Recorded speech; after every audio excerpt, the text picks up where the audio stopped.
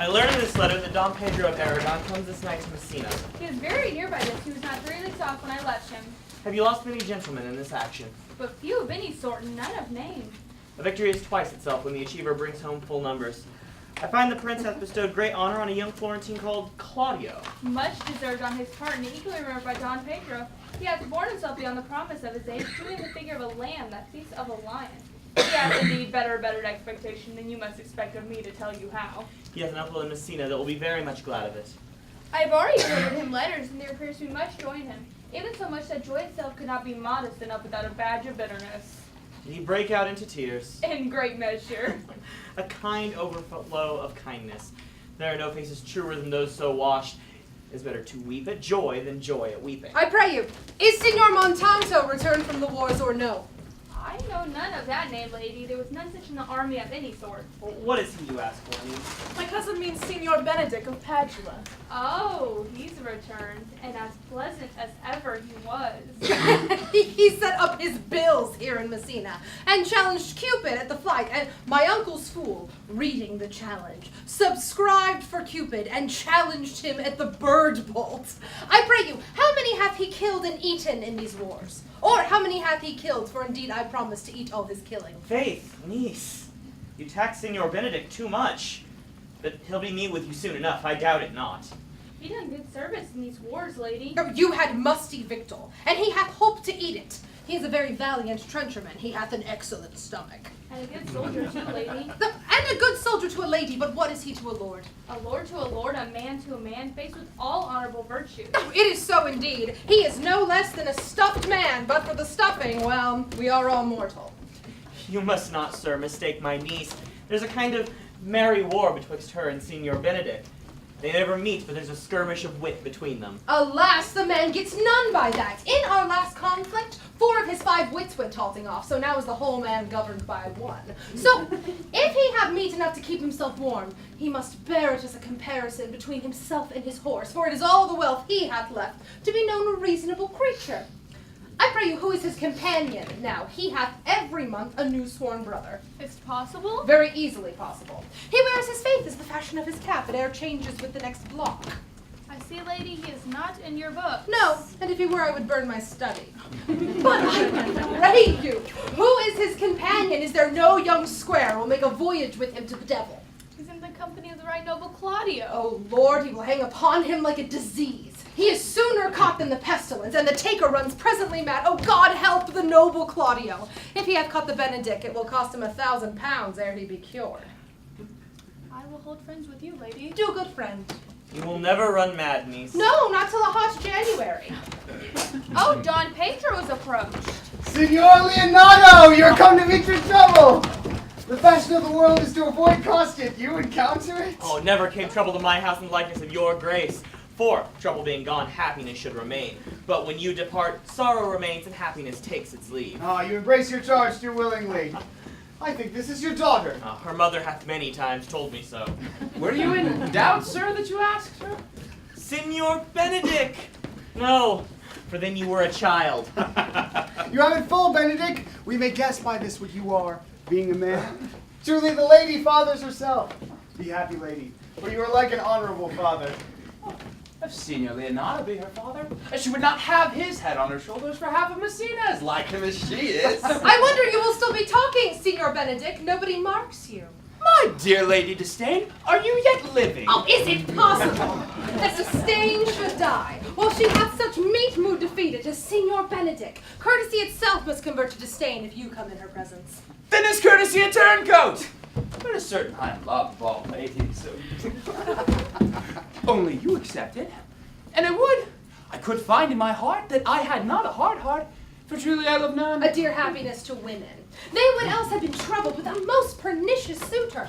I thank God in my cold blood I am of your humor for that. I would rather hear my dog bark at a crow than a man swear he loves me. Oh God, keep your ladyship in that mind, so some gentleman or other may escape a predestinate scratched face. Scratching could not make it worse, as for such a face as yours were. You're a rare parrot teacher. A bird of my tongue is better than a beast of yours.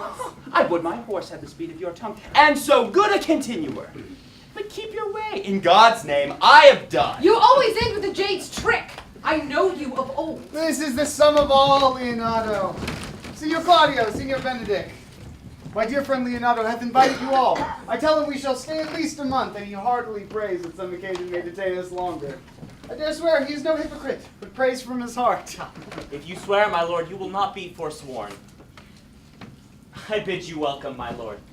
Being reconciled to your brother, the prince, I owe you all duty. Ah, I thank you. I am not of many words, but I thank you. Please at your grace to lead on. Your hand, Leonardo, we will go together.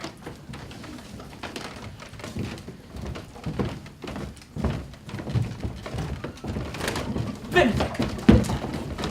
Didst thou note the daughter of Signor Leonato? I noted her not, but I looked on her. Is she not a modest young lady? Do you question me as an honest man should do, for my simple true judgment? Or would you have me speak after my custom, as a professed tyrant to their sex? No. I pray thee speak in sober judgment. Well, in faith, methinks she's too low for high praise, too brown for fair praise, and too little for great praise. This only commendation I can afford her, that were she other than she was, she were unhandsome. And being no other but as she is, I do not like her. Thou thinkest I am in sport. I pray thee tell me truly how thou likest her. Would you buy her that you inquire after her? Can the world buy such a jewel? Yea, and a case to put it into. But speak of this with sad brow. Or do you play the flouting jack to tell us that Cupid is a good hair finder and Vulcan a rare carpenter? Come, and what key shall a man take with you to go in the song? In mine eye, she is the sweetest lady that ever I looked on. Oh, I can see yet without spectacles, and I see no such matter. There is her cousin, and were she not possessed with a fury, exceeds her as much in beauty as the 1st of May doth the last of December. But you've no intent to turn husband, have you? I would scarce trust myself, though I had sworn the contrary, if Hero would be my wife. Is to come to this! Hath the world not but one man that he will wear his cap with suspicion? Shall I never see a bachelor of 80 again? Go to in faith, and thou wilt needs thrust thy neck into a yoke, wear the print of it, and sigh away Sundays. Ah, Don Pedro has returned to see thee. What secret hath held you here that you followed not to Leonardo? I would your grace would constrain me to tell. I charge thee on thy allegiance. You hear that, Count Claudio? I can be as secret as a dumb man. I would have you think so. But on my allegiance, mark you this, on my allegiance, he is in love. Oh, with who? Now that's your grace's part. Mark how short his answer is. With Hero, Leonardo's short daughter. If this were so were it uttered. Like the old tale, my lord. It is not so, nor 'twas it not so. But indeed, God should forbid it should be so. If my passion not change shortly, God forbid it should be otherwise. Amen if you love her, for the lady's very well worthy. You speak this to fetch me in, my lord. On my troth, I speak my thoughts. And in faith, my lord, I spoke mine. And by my 2 faiths and troths, my lord, I spoke mine. That I love her, I feel. That she is worthy, I know. That I neither feel how she should be loved, nor know how she is worthy, is an opinion that fire shall not melt out of me. I will die in it at the stake. Thou wast ever an obstinate heretic in the despot of beauty. And never could maintain his part, but in the force of his will. Oh, that a woman conceived me, I thank her. That she brought me up, I likewise offer her most humble thanks. But that I will have a rechief winded into my forehead, or hang my bugle in an invisible baldric, all women shall pardon me. For I will not do them the wrong to mistrust any, and I will do myself the right to trust none. The fine is, for which I may go the finer, I will live my life a bachelor. I shall see thee ere I die look pale with love. Oh, with anger, sickness, or with hunger, my lord, not with love. Prove that ever again I lose more with love than I shall gain again with drinking, and pluck out mine eyes with a ballad maker's pen, and hang me on the door of a brothel house for the sign of blind Cupid. Well, if ever thou dost fall from this faith, thou wilt prove a notable argument. Oh, if I do, hang me in a bottle, like a cat, and have them shoot at me. And for he that hits me, I'll let him be clapped on the shoulder and called Adam. Well, as time shall try. In time the savage bull doth bear the yoke. Oh, the savage bull may, but if ever the sensible Benedict bear it, pluck out the bull's horns and set them in my forehead.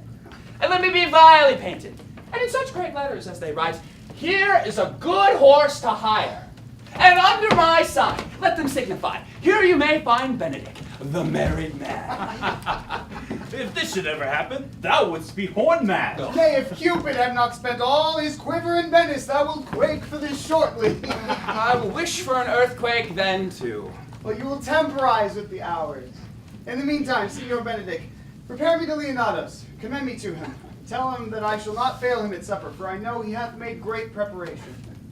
I have almost matter enough in me for such an embassage. And so I commit you To the tuition of God, from my house, if I had it. The 6th of July, your loving friend, Benedict. Nay, mock not, mock not. The body of your discourse is but sometimes guarded in fragments. The fragments are but slightly basted on neither. Ere you flout old ends any farther, examine your conscience. And so I leave you. My liege, your highness now may do me good. Oh, my love is thine to teach. Teach it but how, and thou shalt see how apt it is to do thee any hard lesson that may do thee good. Hath Leonato any son, my lord? No child but Hero, she's his only heir. Dost thou affect her, Claudio? Oh, my lord, when you went onward on this ended action, I looked upon her with a soldier's eye, that liked, but had a rougher task in hand than to drive liking to the name of love. But now I am returned, and that war thoughts have left their places vacant, and in their room come thronging soft and delicate desires, all prompting me how fair young Hero is. Saying I liked her, there I went to wars. Thou wilt be like a lover presently, and tire the hero with a book of words. Thou dost love fair Hero, cherish it. And I will break with her and with her father, and thou shalt have her. Was not to this end that thou beganst to twist so fine a story? How sweetly you do minister to love, to know love's grief by his complexion. But lest my liking my 2 sudden seem, I would have sounded with a longer treatise. What need the bridge much broader than the flood? The fairest grant is the necessity. Look what will serve as fit. 'Tis once thou lovest. And I will fit thee with the remedy. I know we shall have reveling tonight. I will assume thy part in some disguise, and tell the fair Hero that I am Claudio. And in her bosom I'll unclasp my heart, and take her hearing prisoner with the force and strong encounter of my amorous tale. Then after to her father will I break, and the conclusion is she shall be thine. In practice let us put it presently.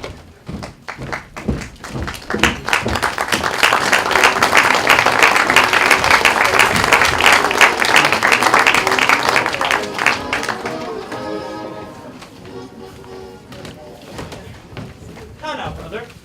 Where's my cousin, your son? Has he provided the music? He is very busy on it, but I can tell you strange news that you have not yet dreamt of. Are they good?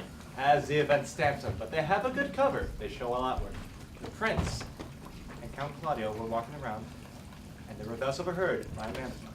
The prince discovered to Count Claudio that he loved my niece, your daughter, and he meant to discover it to him this night at a dance. And if he found her accordant, he meant to take the present time by the top and break with you of it. Hath the fellow any wit that told you this? A good sharp fellow. I'll question it. I'll send her in and question him yourself. No. No.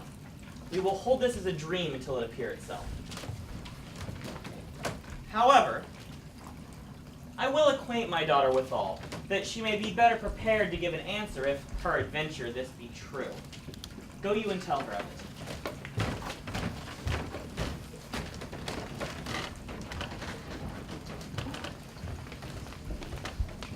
What's a good year, my lord? Why are you thus out of measure sad? No, there is no measure for the occasion that breeds. Therefore my sadness is without limit. You should hear reason. And when I have heard it, what blessing brings it? If not a present remedy, at least a patient sufferance. I wonder that thou, being as thou sayest thou art, born under Saturn, should apply such a moral medicine to a mortifying mischief. I cannot change what I am. I must be sad when I have cause and smile at no man's jests. Eat when I have stomach and wait for no man's leisure. Sleep when I am drowsy and tend on no man's business. Laugh when I am merry and claw no man in his humor. Yea, but you must not make full show of it until you can do it without controlment. You have of late stood out against your brother, and he hath ta'en you newly into his grace, where it is by true root you should weather the season for your own harvest. I had rather be a canker in a hedge than a rose under his grace. And it better fits my blood to be stained of all than to be fashioned in a carriage that would rob love of any. In this, though I cannot be said to be a flattering, honest man, it must not be denied, but I am a plain-dealing villain. I have been trusted with a muzzle and enfranchised with a clog. Therefore, I have decreed not to sing in my cage. If I had my mouth, I would bite. If I had my liberty, I would do my liking. In the meantime, let me be that I am, and seek not to alter me. Can you make no use of your discontent? Oh, I make all use of it, for I use it only. Who comes here? What news, Baraccio? I came yonder from a great supper. The prince, your brother, is royally entertained by Leonato. And I can give you intelligence of an intended marriage. Will this marriage serve for any model to build mischief upon? What is he for a fool who betroths himself to unquietness? Mary, it is your brother's right hand. Who, the most exquisite Claudio? Oh, even he. A proper squire. And who, which way looks he? Mary, on Hero, the daughter and heir of Leonato. A very forward-marched chick. How came you to this? Being entertained as I was walking about, comes to me the prince and Claudio, hand in hand in sad conference. I went from behind the arras, and there heard it agreed upon that the prince should woo Hero for himself, and having obtained her, give her to Count Claudio. Come, let us thither. This may prove food to my displeasure. That young startup hath all the glory of my overthrow. And if I can cross him anyway, I bless myself every way. You are both sure and will assist me. To the death, my lord. Come, let us to the great supper. Their cheer is the greater that I am subdued. Will the cook wear on my mind? Shall we go prove what's to be done? We'll wait upon your lordship.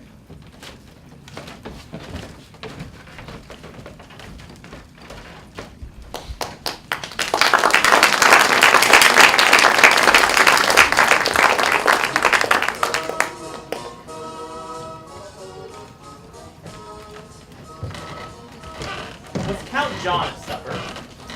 I saw him not. How tartly that gentleman looks. I never can see him, but I'm heartburn when we're after. He is of a very melancholy disposition. It were an excellent man that were made just in the midway between him and Benedict. The one is too like an image and says nothing. The other, too like my lady's eldest son, evermore tattling. So half of Senor Benedict's tongue in Count John's mouth, and half of Count John's melancholy on Senor Benedict's face. With a good leg and a good foot, uncle, and money enough in his purse, such a man could win any woman in the world if he could get her goodwill. By my troth, niece, thou will never get thee a husband if I be so shrewd of thy tongue. In faith, she's too cursed. Too cursed is more than cursed. I shall lessen God's sending that way. For it is said, God sends a cursed cow short horns, but to a cow too cursed he sends none. So by being too cursed, God will send you no horns. Just, and if he send me no husband, for the which blessing I am at him upon my knees every morning and evening. Lord, I could not endure a husband with a beard on his face. I had rather lie in the woolen. Perhaps you will light upon a husband who hath no beard. What should I do with him? Dress him in my apparel and make him my waiting gentlewoman. He that hath a beard is more than a youth, and he that hath no beard is less than a man. And he that is more than a youth, he is not for me. And he that is less than a man, well, I am not for him. Therefore, we will even take sixpence in earnest of the bear ward and lead his apes into hell. Oh, what then? Go you into hell? No, but to the gate. And there will the devil greet me like an old cuckold with horns on his head, and say, "Get you to heaven, Beatrice. Get you to heaven. Here's no place for you maids." So offer I up my apes, and away we to St. Peter's for the heavens. He shows me where the bachelors sit, and there we live as merry as the day is long. Well, niece, I trust that you will be ruled by your father. Yes, it is my cousin's duty to make a curtsy and say, "Father, is it please you?" And yet for all that, cousin, let him be a handsome fellow, or else you must make another curtsy and say, "Father, is it please me?" Well, niece, I hope to see you one day fitted with a husband. Not till God make men of some other metal than earth. Would it not grieve a woman to be overmastered by a piece of valiant dust? To make an account of her life to a clod of wayward moral? No, uncle, I'll none. Adam's sons are my brethren, and truly I my descent to be matched among my kindred. Daughter, If the prince do solicit you in that kind, you know your answer. The fault will be in the music, cousin, if you be not wooed in good time. If the prince be too important, tell him there is measure in everything, and so dance out the answer. For hear me, hero. Wooing, wedding, and repenting is as a Scotch jig, a measure and a sync pace. The first is hot and hasty as a Scotch jig, and full as fantastical. The wedding, mannerly, modest as a measure, full of state and ancientry. And then comes repentance, and with his bad legs falls into a sync pace, faster and faster, till he sink into his grave. Troth, niece, you apprehend passing shrewdly. I have a good eye, uncle. I can see a church by daylight. The revelers are entering. Brother, make good room.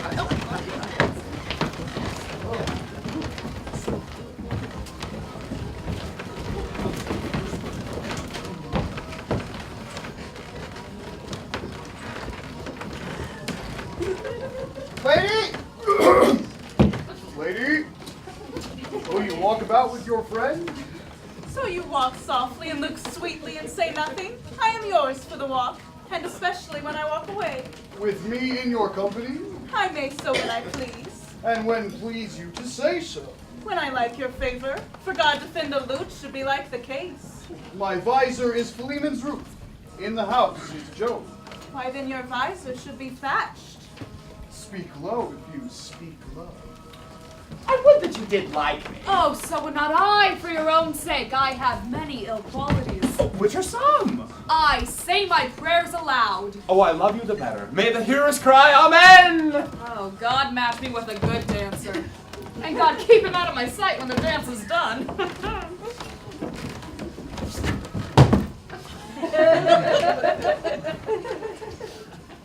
I know you well enough. You are Senor Antonio. That's a word, I am not. I know you by the waggling of your head. To tell you true, I counterfeit it. Well, you can never do so ill well unless you were the very man. Here's his dry hand up and down. You are he. You are he. That's a word, I am not. Come, come. Should I not know you by your excellent wit? Can virtue hide itself? Go to mum. You are he. Graces will appear, and there's an end. Will you not tell me who told you so? No, you pardon me. No, will you not tell me who you are? Well, not now. That I was disdainful, and that I had my wit out of the 100 merry tales. Why, this was Signor Benedict that said so. Oh, what's he? I'm sure you know him well enough. Oh, not I, believe me. Did he never make you laugh? I pray you, what is he? Oh, he is the prince's jester. A very dull fool. His only wit is in devising impossible slanders. None but libertines delight in him, and his commendation is more in his wit than in his villainy, for he both pleases men and angers them, and then they laugh at him and beat him. I am sure he was in the fleet. I would he had boarded me. When I know the man, I will tell him what you say. Do! He'll but break a comparison or two on me, which peradventure, not marked or not laughed at, strikes him into a melancholy. And then as a partridge wing saved, the fool will eat no supper that night. Oh, we must follow the leaders. In every good thing. Nay, if they lead to any ill will, I will leave them at the next turning. Sure, my brother is enamored on Hero, and hath withdrawn with her father to break with him about it. The ladies follow, and but one visor remains. And that is Claudio. I know him by his bearing. Are you not Signor Benedict? You know me well, I am he! Signor, you are very near my brother in his heart. He is enamored on Hero. I pray you dissuade him from her. She is no equal to his birth. You may do the part of an honest man in it. How know you he loves her? I heard him swear his affections. So did I too. And he swore he would marry her tonight. Come, let us to the banquet.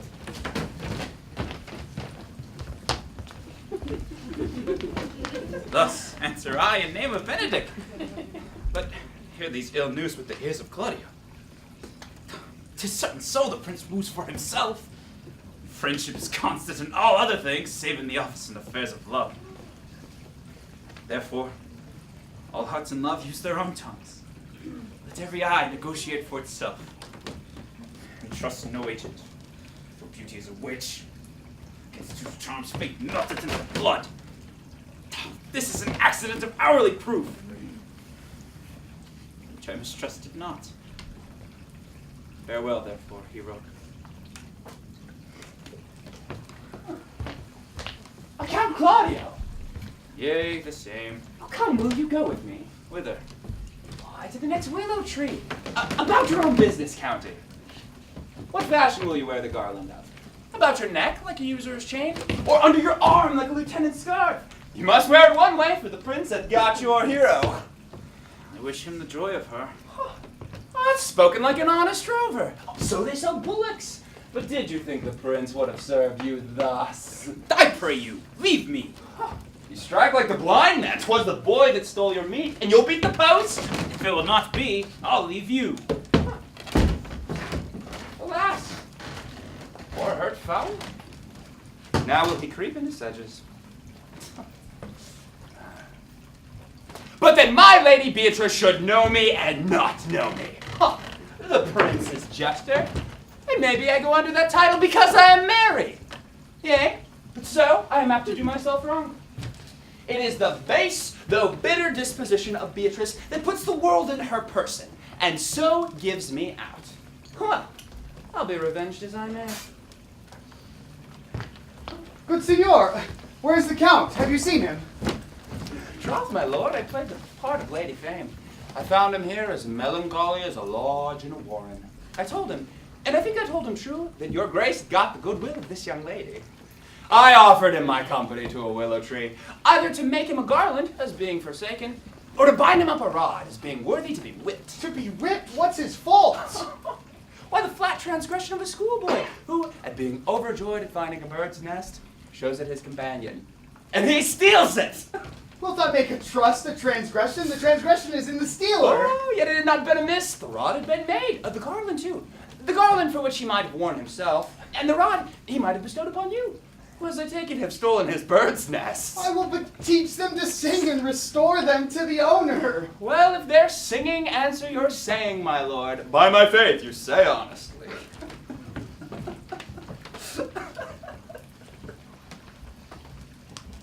The Lady Beatrice hath a quarrel to you.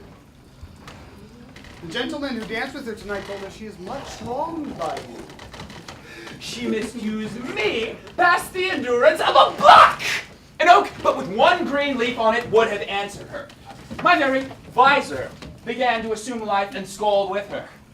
She told me, not thinking that I had been myself, that I was the prince's fool, that I was duller than a great thaw, huddling jest upon jest, with such impossible conveyance upon me, that I stood like a man at a mark, with a whole army shooting at me. She speaks poniards, and every word stabs. Were her breath as terrible as her terminations, there were no living near her. She would infect to the North Star. She would have made Hercules have turned spit. Yea, and cleft the club to make a fire too. Come, talk not of her. For you will find her the infernal imitate in good apparel. I would to God that some scholar would conjure her, for certainly a man may live as quietly in hell as in a sanctuary while she is here, and people sin upon purpose, because they would go thither. So indeed, all horror, disquiet, and retrobation goes with her. Oh, look, here she comes! Will your grace command me now any service to the world's end?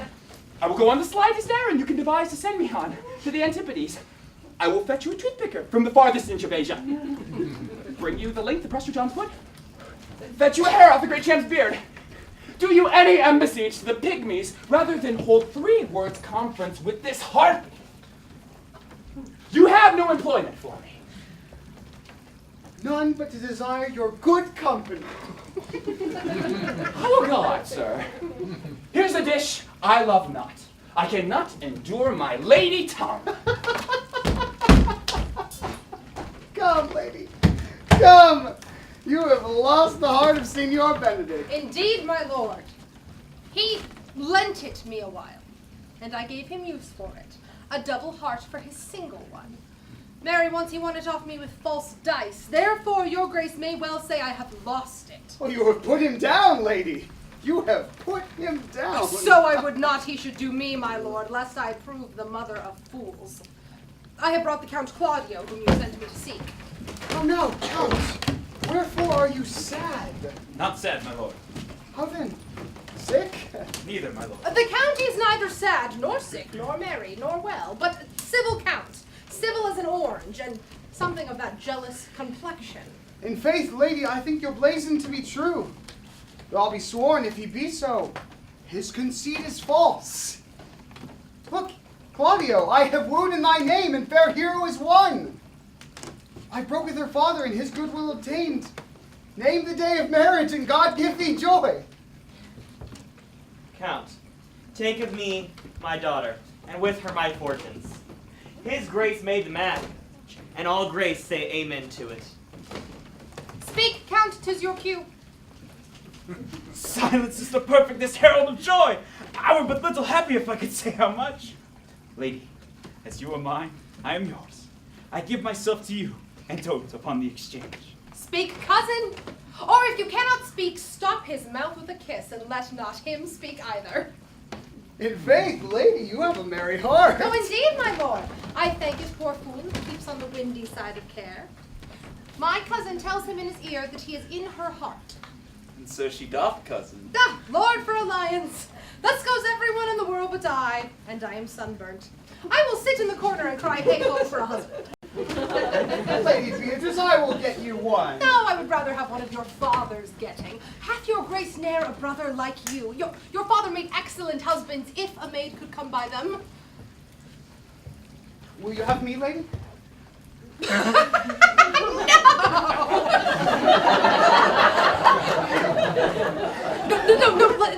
unless I might have another for working days. Your grace is too costly to wear every day, and I beseech your grace pardon me. I was born to speak all mirth and no matter.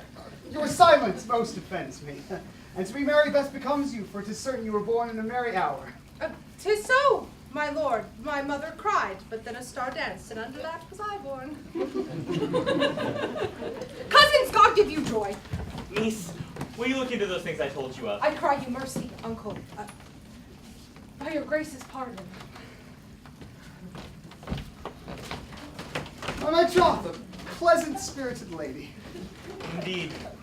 There's little of the melancholy element in her. She's never sad but when she sleeps. And not even then. For I've heard my daughter say that she hath dreamt of unhappiness and waked herself with laughing. She cannot endure to hear tell of a husband.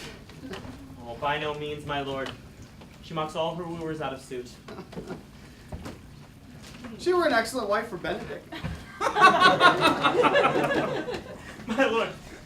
My lord, if they were married but a week, they would talk themselves mad. County Claudio, when mean you to go to church? Tomorrow, my lord. Time goes on crutches till love have all his rights. Not till Monday, my good son. Which is hence just a 7 night, and far too short a time to have all things answered to my mind.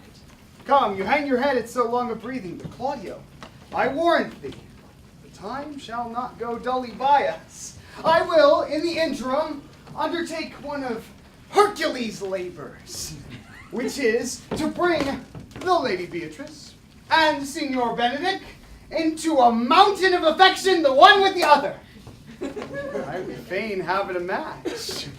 I doubt not but to fashion it if the three of you shall minister such assistance as I shall give you direction. I'm for you, my lord, though it cost me 10 nights watching. And I, my lord. And you too, gentle hero? I will do any modest office, my lord, to help my cousin to a good husband. And Benedict is not the unhopefullest husband I know. Thus far can I praise him. He is of a noble strain, of approved valor and confirmed honesty. I will teach you how to humor your cousin that she may fall in love with Benedict. And I, with your two helps, will so minister on Benedict that, in despite of his quick wit and his queasy stomach, he shall fall in love with Beatrice. If we can do this, Cupid is no longer an archer. His glory shall be ours, for we are the only love gods! Go in with me. I will tell you my dream.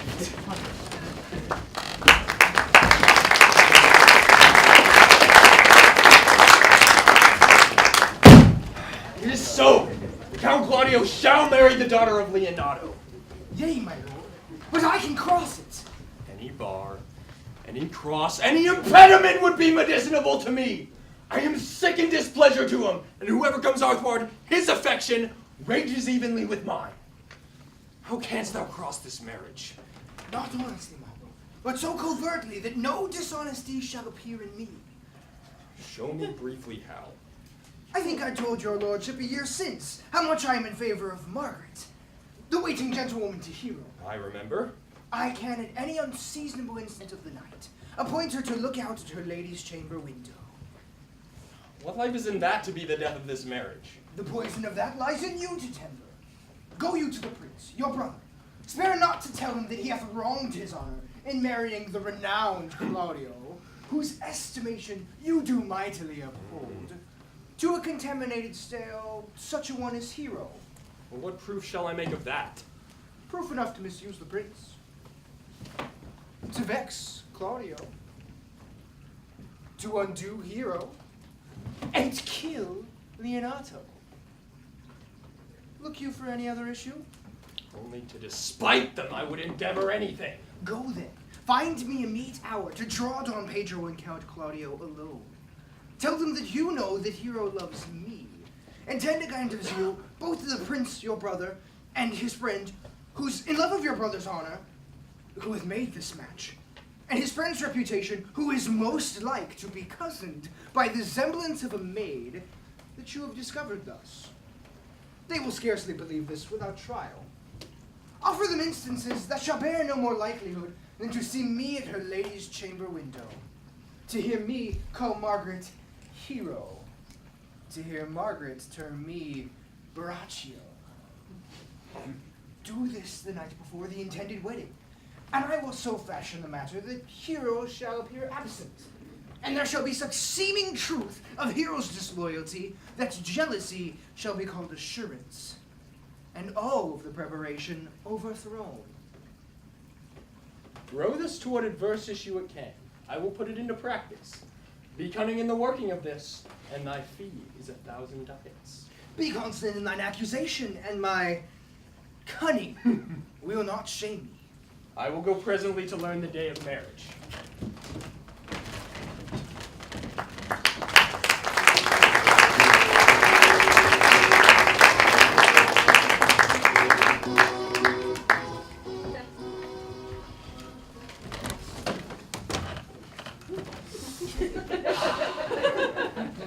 I do much wonder that one man, seeing how another man is a fool when he devotes his behaviors to love, shall, after he hath laughed at such shallow follies in others, become the argument of his own scorn by falling in love. And such a man is Claudio. I have known when he would walk 10 miles afoot to see a good armor, and now he will lie 10 nights awake carving the fashion of a new doublet. I've known when there was no music in him but the drum and the fife, and now I'd rather hear the tabor and the pipe. He was wont to speak plain and to the purpose, like an honest man and a soldier. And now he has turned orthography. His words are a very fantastical banquet, just so many strange dishes. May I be converted and see with these eyes? I cannot tell. I think not. Oh. I will not be sworn to it, but that love shall transform me to an oyster. Yea, but I'll take my oath on it, until he hath made an oyster of me, he shall never make me such a fool. One woman is wise, yet I am well. Another is fair, yet I am well. Another virtuous, yet I am well. But until all graces be in one woman shall not come into my grace. Oh, rich she shall be, that's certain. Wise or I'll none. Virtuous, or I'll never cheapen her. Fair, or I'll not look on her. Mild, or come not near me. Noble, or not I for an angel. Oh, of good discourse. An excellent musician. And her hair shall be of whatever color it please God. The prince and Monsieur Love have hired. Come, shall we walk about in the arbor? Yea, my good lord. How still the evening is. That's hushed on purpose to grace harmony. See you where Benedict hath hid himself? Oh, very well, my lord. The music ended, one let the kid fox with the penguin. Come hither, Leonato! What was it you told me of today? That your niece Beatrice was in love with Signor Benedict? Oh, I? Stalk on, the foul sits. I did never think that lady would have loved any man. No, nor I. But most wonderful that she should dote on Signor Benedick, who in all outward appearance she seemed ever to abhor. It's possible. Since when did this go? I know not, my lord, but that she loves him with an enraged affection. It is beyond the infinite of thought. Maybe she doth but counterfeit. Faith, like enough. Oh, God. Counterfeit. There was never counterfeit of passion that came so near the life of passion as she discovers it. Why? What effects of passion shows she? Bait the hook well. This fish will bite. What effects, my lord? You heard my daughter tell you how. She did indeed. How? How, I pray you? You amaze me. I would have thought her spirit had been invincible against all assaults of affection. So would have I, my lord, especially against Benedick. I should think this a gull, whether the white-bearded fellow speaks it. Knavery cannot sure hide itself in such reverence. Yet taking the infection. Hold it up. Hath she made her affection known to Benedick? No, and swears she never will. That's her torment. Ah, 'tis true indeed. So your daughter says. Shall I, says she, that is so often counted him with scorn, write to him that I love him? This she says as she begins to write him. And she'll be up 20 times a night in her smock till she hath writ a sheet of paper. Now you talk of a sheet of paper. I remember a pretty jest your daughter told us of. Oh, that when she had written and was reading it over, she found Benedick and Beatrice between the sheet. Oh, she tore into 1,000 halfpence and railed against herself that she should be so immodest as to write to one she knew would flout her. I measure him, says she, as I do myself. For I would flout him if he writ to me, though I love him, I should. Then down on her knees she falls, weeps, sobs, beats her heart, tears her hair, prays, curses. Oh, sweet Benedict. God give me patience. She does indeed, my daughter says so. And the ecstasy hath so overborne her that my daughter is sometimes afeared she will do a desperate outrage to herself. It is very true. I would she had bestowed this dotage on me. I would have daffed all other respects and made her half myself. I pray you, tell Benedick of it and hear what he will say. To what end? He would but make a sport of it and torment the poor lady worse. And he should, it were an alms to hang him. For the lady, she's an excellent sweet lady, and out of all suspicion, she is virtuous. And she is exceeding wise. In everything but in loving Benedick. Oh, wisdom and blood combating in so tender a body. We have 10 proofs to 1 that blood hath the victory, and I am sorry for her, as I have just cause being her uncle and her guardian. No. And if she were to make her affection known to Benedick, it were very possible that he would scorn it, for the man, as you know all, hath a very contemptible spirit. He is a very proper man. He hath indeed a good outward happiness. Before God, and in my mind, very wise. And he doth indeed show some sparks that are like-wit. I take him to be valiant. As Hector, I assure you. And in the managing of quarrels, you may say he is wise, for either he avoids them with great discretion, or undertakes them with a most Christian-like fear. If a man doth fear God, he must necessarily keep the peace. And if he break the peace, he ought to enter a quarrel with fear and trembling. So will he do, for the man doth fear God. Howsoever it may not seem in him by some large jest he will make. I pray you, let's tell Benedick of it and hear what he will say. Oh, never tell him, my lord. Let her wear it out with good counsel. Nay, that were impossible. She will wear her heart out first. Yeah. We will hear further by your daughter. Let it cool a while. I love Benedick well, and I could wish he would modestly examine himself to see how unworthy he is so good a lady. My lord, will you walk? Dinner is ready.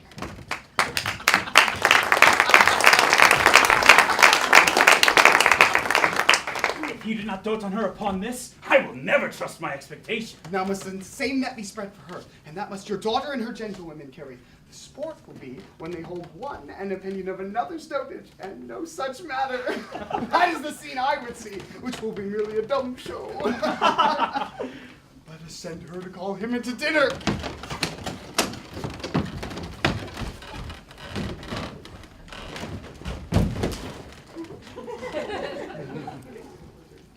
This can be no trick. The conference was sadly warned. They have the truth of this from Hero. They seem to pity the lady. It seems her affections for me have their full bent. Love me? Why, it must be requited. I hear how I am censured. They say I will bear myself proudly if I perceive the love come from her. They say, too, that she would rather die than give me any sign of affection. Huh. They never think to marry. I must not seem proud. Happy are they that hear their detractions and can put them to mending. They say she is fair. 'Tis the truth. I can bear them witness. And virtuous, 'tis so. I cannot reprove it. And wise. But by my troth, for loving me is no addition to her wit. Nor no great argument for her folly. For I will be horribly in love with her. I may chance have some odd wit, or the remnants of quirks broken on me, for so long I have railed against marriage, but doth not the appetite alter? The man loves the meat in his youth that he cannot endure in his age. Shall these quips and sentences and paper bullets of the brain awe a man from the career of his humor? No! The world must be peopled! When I said that I would die a bachelor, I did not think I should live until I were married. Lady Beatrice, by this day she is a fair lady. I do spy some marks of love in her. Against my will, I am sent to bid you come into dinner. Lady Beatrice, I thank you for your pains. I took no more pains for these thanks than you took pains to thank me. If it had been painful, I would not have come. You take pleasure, then, in the message. Yea, just so much as you may take upon a knife's point and choke a doll withal. You have no stomach, senor? Fare you well. Against my will, I am bid send thee come into dinner. Oh, there's double meaning in that. I took no more pain in these thanks than you took pains to thank me. Why, that's as easy as to say as any pains that I took are as easy as thanks. Oh. If I do not pity her, I'm a villain. If I do not love her, I'm a fool. I will go get her picture.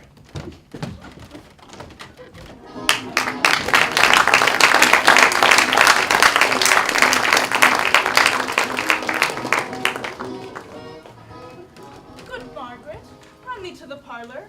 There thou shalt find my cousin Beatrice proposing with the prince and Claudio. Whisper her ear and tell her I and Ursula walk in the orchard, and our whole discourse is all of her.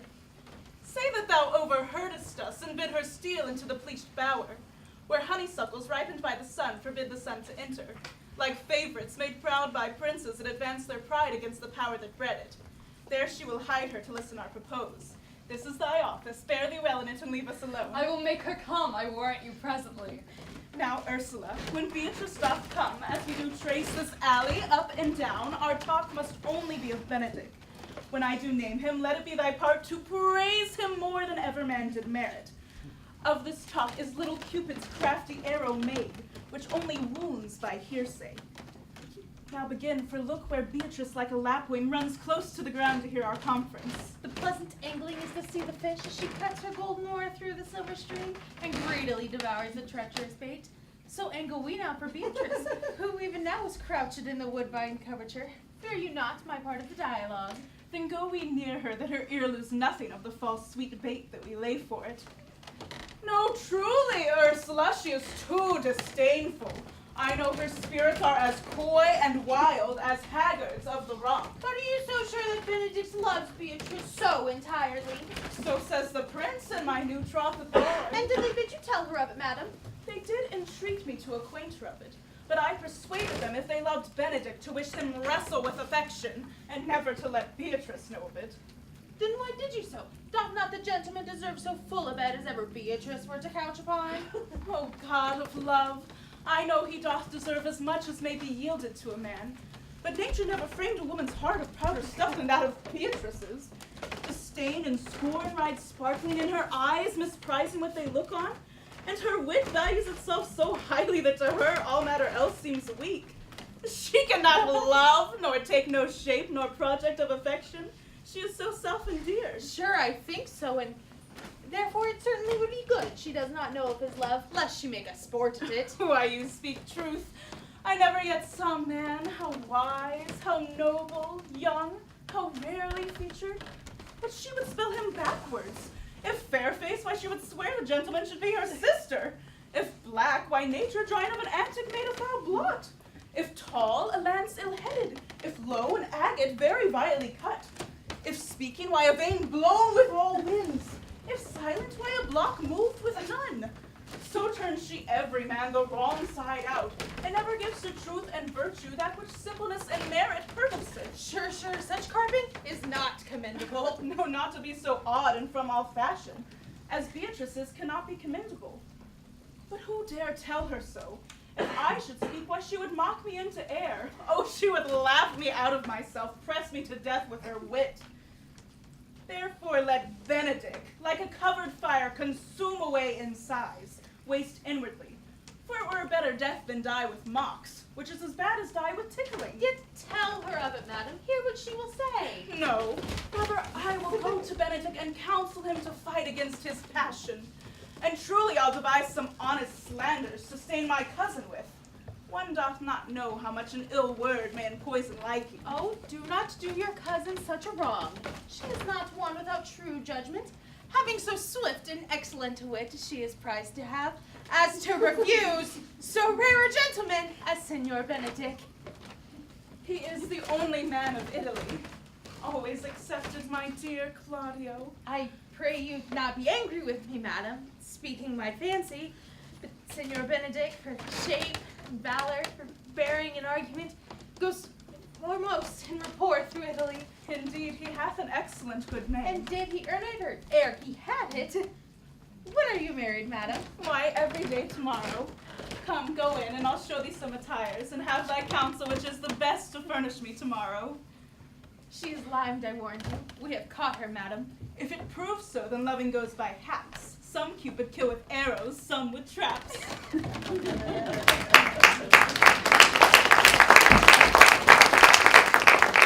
What fire is in mine ears? Can this be true? Stand I condemned for pride and scorn so much. Contempt farewell, and maiden pride adieu. No glory lives behind the backs of such, and Benedick, love on.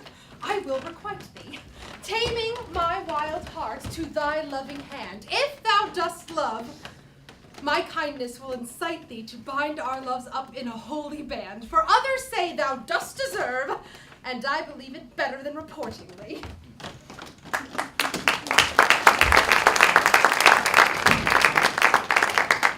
You would stay till your marriage be consummate, then go I towards Aragon.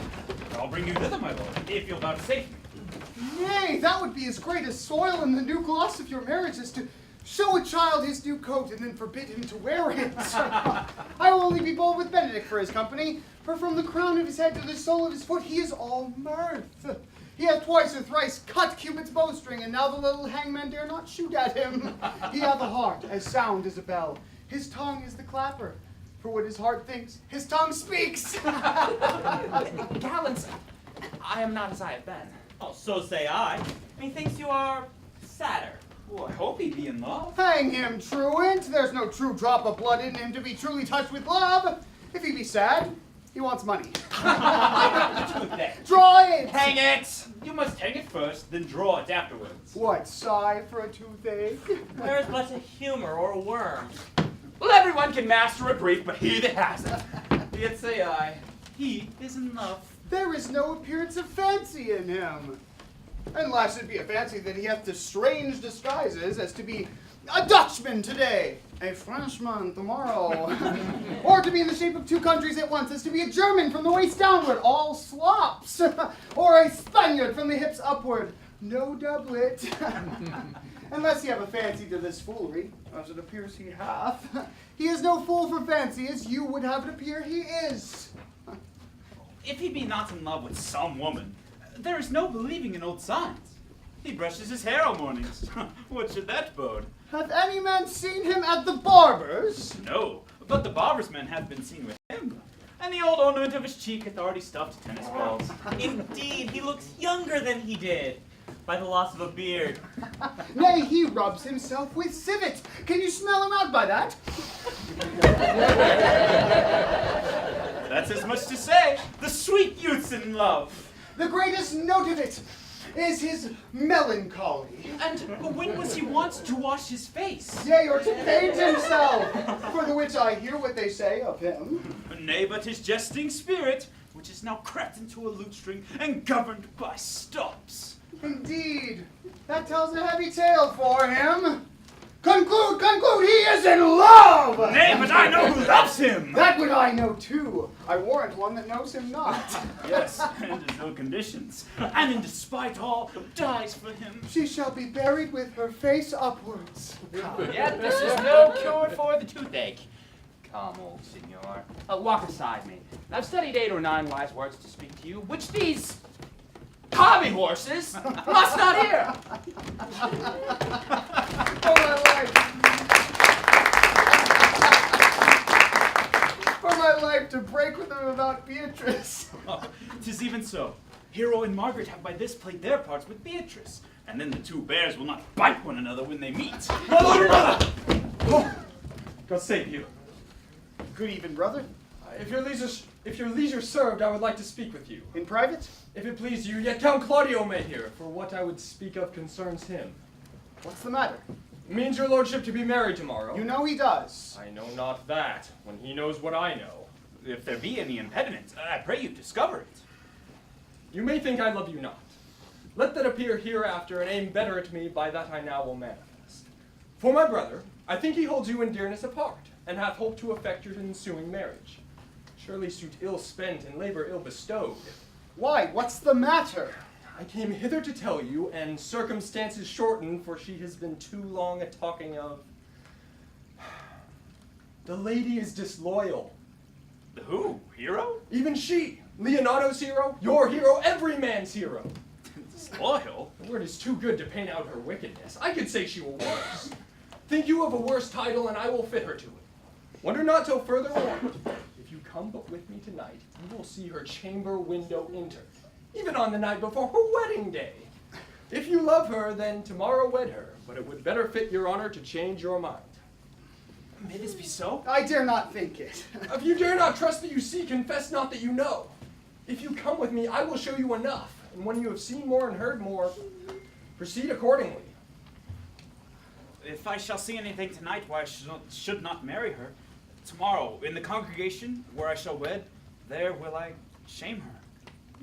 And as I wooed for thee to obtain her, I will join with thee to disgrace her. I will disparage her no further till you are my witnesses. Bear it coldly but till midnight, and let the issue show itself. Day untowardly turns. Mischief strangely thwarts you. Oh, plague right well prevented! So too will you say, once you have seen the sequel.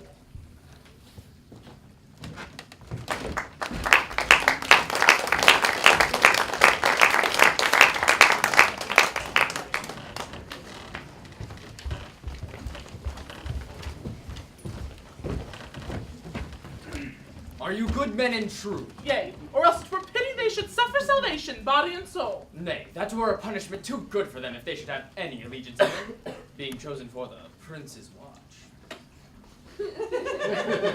Well, give them their charge, neighbor Dogberry. First, who think you the most desertless man to be constable? Iris Oatcake, sir.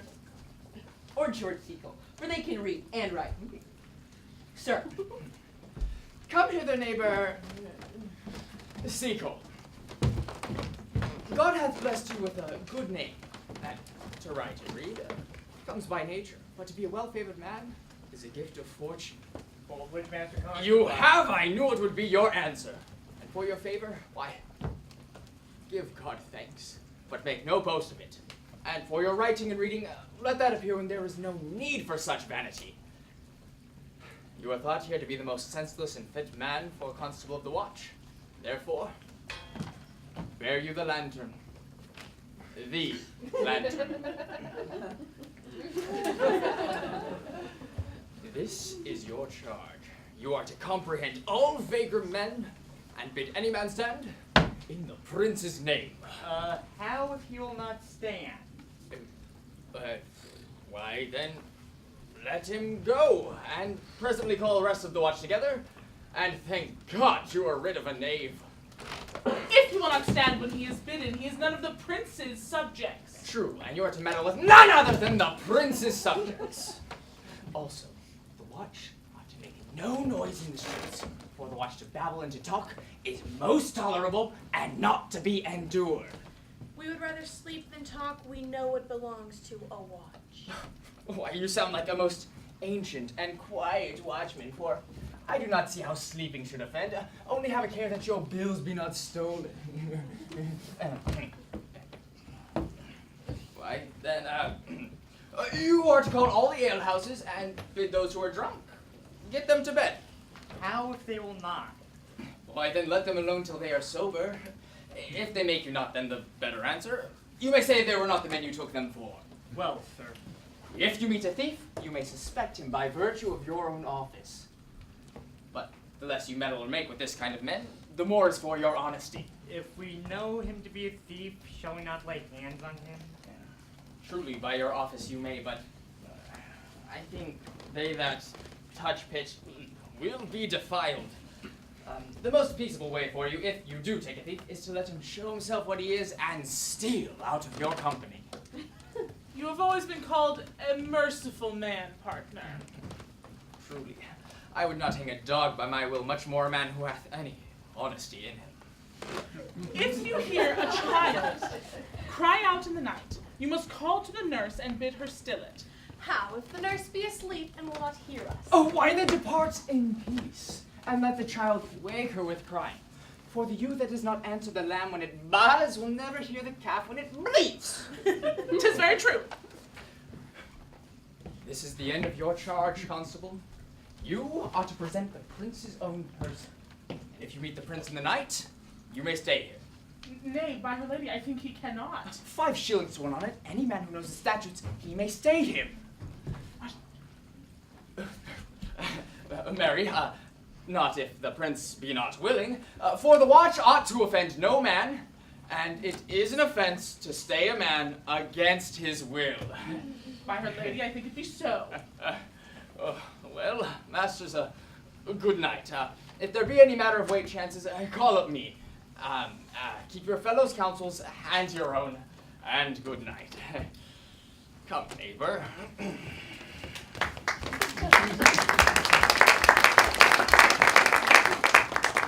Well, masters, we are in charge. Now let us set upon these steps till 2, then all to bed. One word more, honest neighbors. Pray you watch about Signor Leonato's door. For the wedding being there tomorrow, there is great coil tonight. Adieu. Be vigilant, I beseech you.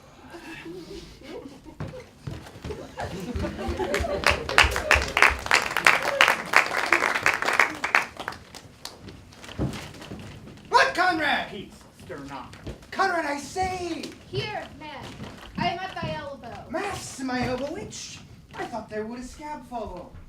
I will owe thee an answer, but first, forward with thy tale. Stand ye close then under this penthouse, for it drizzles rain, and I will, like a true drunkard, utter all to thee. Don't treat the masters, just stand close. Therefore know, I have earned of Don John 1,000 ducats. Is it possible that any villainy should be so dear? Thou shouldst rather ask if it were possible any villainy should be so rich. For when rich villains have need of poor ones may make what price they will. I wonder at it. That shows thou art unconfirmed. Seest thou not the fashion of a doublet, or hat, or cloak is nothing to a man? Yes, it is the apparel. I mean the fashion. Yes, the fashion is the fashion. Shush! Seest thou not, I say, what a deformed thief this fashion is? I know this deformed. He has been a vile thief these 7 years. He goes up and down like a gentleman. I remember his name. Does thou not hear somebody? No, 'twas the vein on the house. Seest thou not, I say, what a deformed thief this fashion is? How giddily he turns about all the hot bloods between 14 and 35, sometimes fashioning them like Pharaoh's soldiers in the Ricci painting, sometimes like Godbell's priests in the old church window, sometimes like the shaven Hercules, where his codpiece seems as massy as his club. All this I see, and I see that the apparel of the man outwears the fashion. But art thou thyself not giddy with the fashion too, that thou hast shifted out of thy tale into telling me of the fashion? Not so, neither. But know that I have tonight wooed Margaret. The lady here is gentle, by the name of Hero. She leans me out of her lady's chamber window, bids me 1,000 times good night. I tell this tale vilely. But first you should know how the prince, Claudio, and my master, planted and placed and possessed by my master, Don John, did see afar off in the orchard this amiable encounter. And they thought Margaret was Hero? 2 of them did, the prince and Claudio. But the devil, my master, knew she was Margaret, and partly by his oaths, which first possessed them, partly by the dark night, which did deceive them, but chiefly by my villainy, which did confirm that any slander that Don John had made. Away went Claudio enraged, swore he would meet her, as he was appointed next morning at the temple, and there, in front of the whole congregation, shame her with what he saw o'ernight, and send her home again without a husband. In the name of the prince, stand! Call us the right master constable. We have here recovered the most dangerous piece of lead that was ever known in the Commonwealth. And the deformed is one of them. Masters, masters, who? You'll be made bring forth the deformed, I warned you. Masters, never speak, we charge you. Let us obey you to come with us. We are most like to prove a goodly commodity, being taken up of these men's bills. A commodity in question, I warrant you. Come, we'll obey you.